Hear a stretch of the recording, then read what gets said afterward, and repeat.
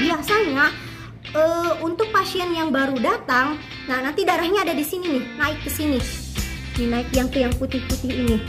Nah, biar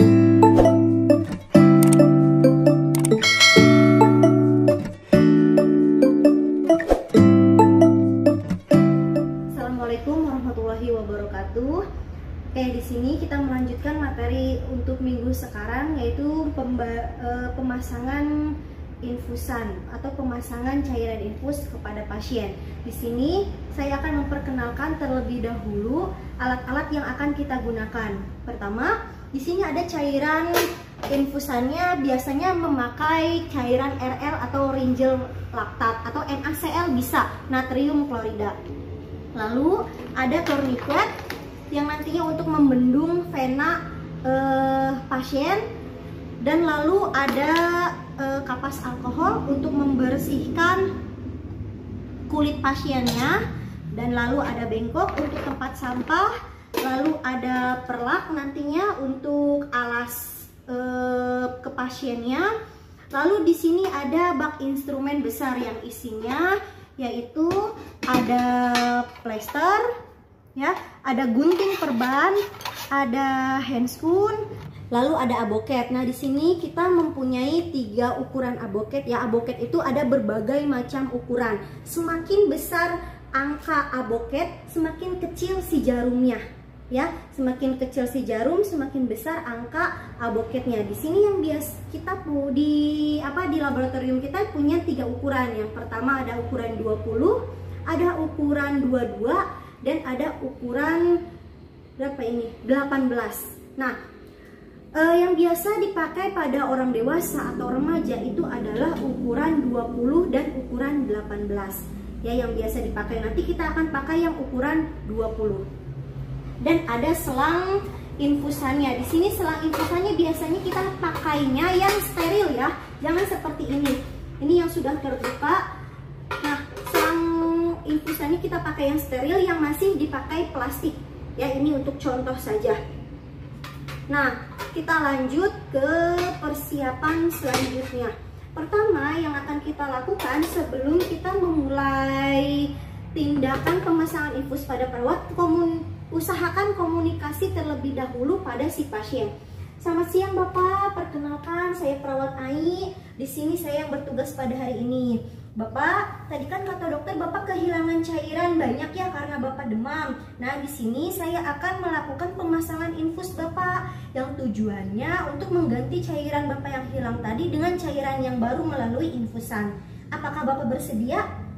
Oke, apabila Bapak bersedia, saya akan bereskan alat-alatnya terlebih dahulu, ya. Oke, jangan lupa cuci tangan terlebih dahulu. Cuci tangan 6 langkah sebelum melakukan tindakan. Sudah cuci tangan, pertama yang harus kalian lakukan itu jangan dulu ke si pasiennya, ya, jangan dulu ke si pasiennya. Kalian persiapkan alat untuk nginfusnya terlebih dahulu. Berarti kalian persiapkan si cairannya terlebih dahulu. Di sini cairannya yang masih steril, ya, yang masih belum kebuka. Yang ini, yang kayak gini, yang masih ada tutupnya. Nah, berhubung kita punya juga yang sudah kebuka, kita pakai yang kebuka, soalnya kan kita tidak ke pasien beneran nih. Kita ambil cairannya,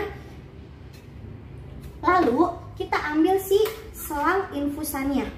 Ambil selang infusannya, lalu kita tusukkan yang ini, yang jarum besar ini ke si cairan infusannya. Kita masukkan. Nah, sudah gitu kita pasangkan si ininya ke tiang infusannya. Nah, lalu sudah gitu kita cek terlebih dahulu apakah ada sumbatan atau tidak. Kita ketika memakaikan selang infusan yang baru itu kan pasti ada kosong nih di sininya. Nah, jangan sampai ada udara di selang infusannya. Jadi kita atur sedemikian rupa supaya si selang infusannya ini terpenuhi oleh cairan infusannya. Oke, kita buka terlebih dahulu, siapkan bengkok di pinggirnya sampai menet. Nah, sudah kayak gini berarti tinggal matikan saja. Berarti tidak ada sumbatan, selang infusannya bagus, lancar, baru kita sisihkan ya. Kita sisihkan terlebih dahulu. Nah, sudah seperti itu, baru lanjut ke si Hansaplastnya, ke si plesternya. Berhubung pakai plester, kalau pakai handscoon itu susah ya. Sebelum kita ke pasien, berarti kita sebelum memakai handscoon, kita potong terlebih dahulu si plesternya.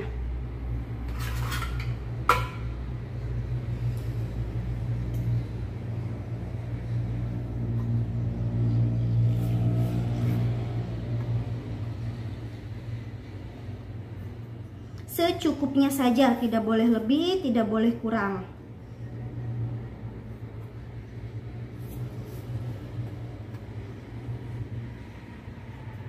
Oke, sudah. Lalu selanjutnya kita memakai handscoon-nya.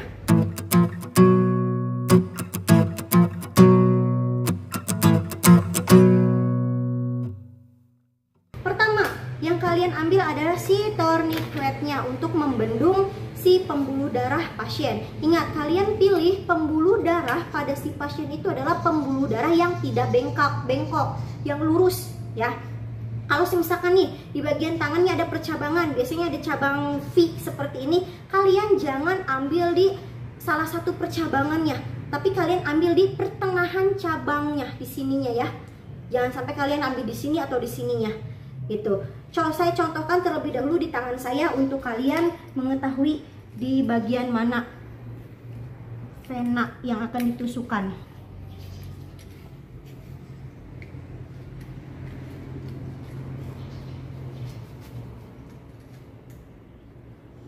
Kalian cari. Nah, di sini kan pembuluh darahnya kecil ya, tipis lagi. Kalian kalau ragu-ragu, misalkan di bagian sini, tinggalkan. Kalian cari ke pinggir yang lainnya. Oh, di sini ada nih pembuluh darahnya besar nih, membendung besar. Nih, ada warna hijau, ada bendungan seperti ini. Nah, kalian bisa melakukan atau menyimpan si suntikan aboketnya itu di sini. Kalian bisa menusukkan di sini aboketnya. Oke? Intinya di mana saja, yang penting kalian yakin dan pembuluh darahnya besar.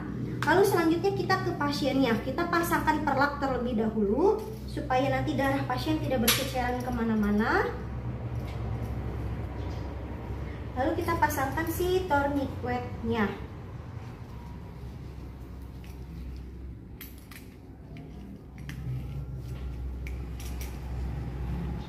Oke, kita pasangkan tourniquet. Oke, ketika kalian sudah terlihat nih, kalian mau di bagian mana? Oh, saya mau di bagian sini penusukannya. Di sini terlihat pembuluh darahnya besar, lalu tidak mudah pecah kayaknya. Nah, kalian sudah ditetapkan nih di sebelah sini. Oke, kalian tinggal ambil si kapas alkoholnya. Bersihkan area penusukan terlebih dahulu. Kalian bersihkan dari atas ke bawah atau membundar dari dalam keluar. Sudah gitu, kalian simpan. Lalu kalian buka si aboketnya. Aboketnya kalian buka. Nah, di dalam aboket itu terdapat dua jenis. Ada jarum dan ada plastik.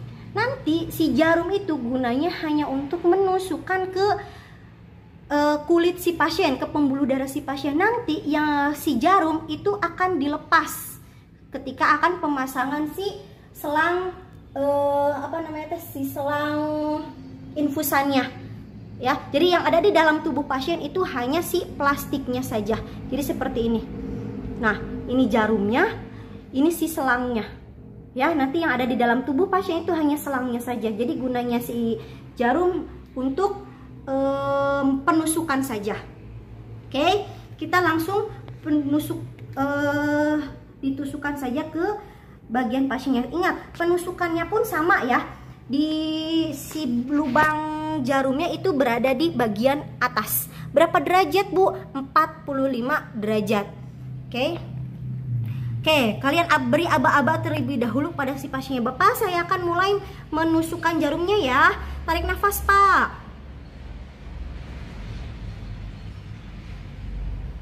Nah, sudah seperti ini, kalian lihat terlebih dahulu apakah ada darah yang mengalir atau tidak. Kalau misalkan ada darah yang mengalir, berarti itu sudah masuk ke pembuluh darah. Kalau misalkan tidak ada darah yang mengalir, kalian tinggal lepaskan saja, cari pembuluh darah yang lain gitu. Lalu kalian maksimalkan penusukannya sampai ujung sini nih, sampai ujung si plastiknya ini, sampai ujungnya. Terus masuk. Nah, sudah sampai segini. Biasanya untuk pasien yang baru datang, nah nanti darahnya ada di sini nih, naik ke sini. Nih naik yang ke yang putih-putih ini. Nah, biasanya pada pasien yang baru datang itu untuk pengecekan, sekalian pengecekan laboratorium juga, jadi ngambil darahnya langsung dari sini.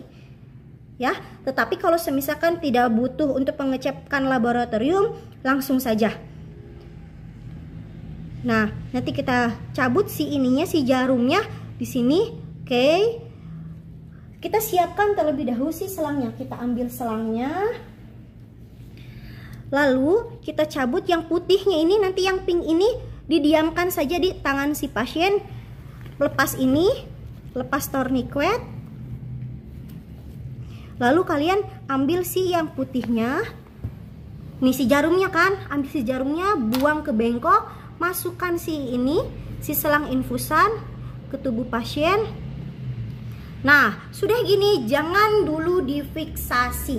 Kalian lihat terlebih dahulu, jangan dulu dipasangkan plester.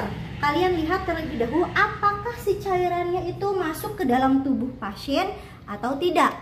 Ya, kita cek terlebih dahulu. Menetes tidak nih di tubuh si pasien? Oh, ternyata menetes. Kalau menetes berarti tidak ada sumbatan di pembuluh darah si pasien. Kita bisa fiksasi ini. Ambil plesternya.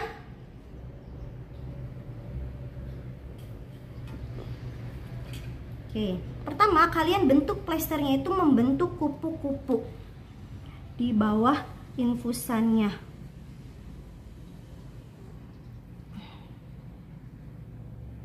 Oke, di sini ya.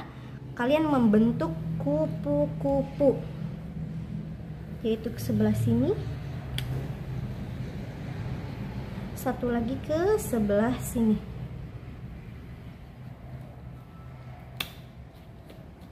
Oke, kurang kuat, kita tambahkan lagi.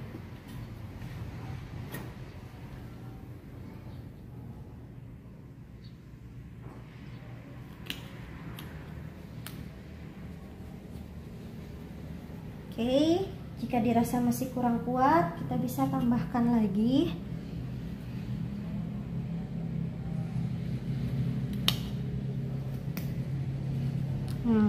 Oke, sudah dirasa kuat. Ini tidak boleh berceceran kemana. Biasanya kita kalau di rumah sakit itu akan diselipkan di bawah jari si pasien. Jadi ke sini, dikebawahkan. Nah, takutnya kemana-mana, jadi kita fiksasi di bagian bawah sini.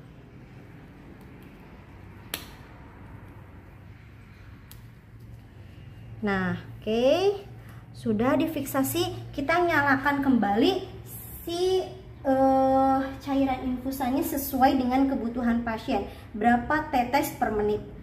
Oke, nah sudah menetes, sudah sesuai dengan kebutuhan pasien.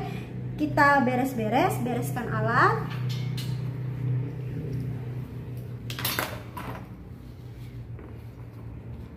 Yang handscoon ke bengkok. Kita alihkan.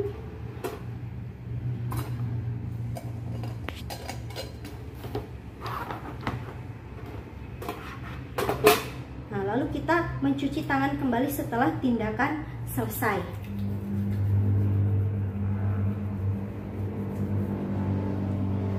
Oke, sudah seperti ini kita evaluasi bagaimana keadaan pasien. Bapak, gimana nih infusannya? Sudah nyaman atau belum? Si infusannya apakah terasa masih sakit atau gimana? Kalau evaluasi dari si pasien itu sudah, Neng, sudah merasa nyaman, saya sudah merasa enakan. Mudah-mudahan dengan infusan yang saya berikan bisa memberikan tenaga pada Bapak ya untuk kembali beraktivitas kembali, atau cairan yang hilang tadi bisa terpenuhi. Oke Bapak, terima kasih atas waktunya, atas kerjasamanya. Kalau ada apa-apa nanti tinggal panggil saya di ruang perawat. Oke, terima kasih. Assalamualaikum.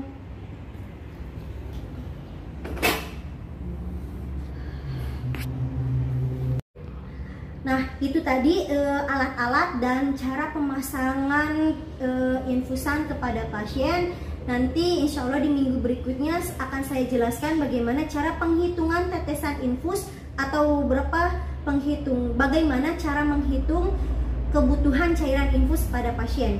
Ya, nanti juga apabila ada pertanyaan tentang sekitar pemasangan cairan infus, ada yang belum mengerti, tinggal personal chat saja ke saya.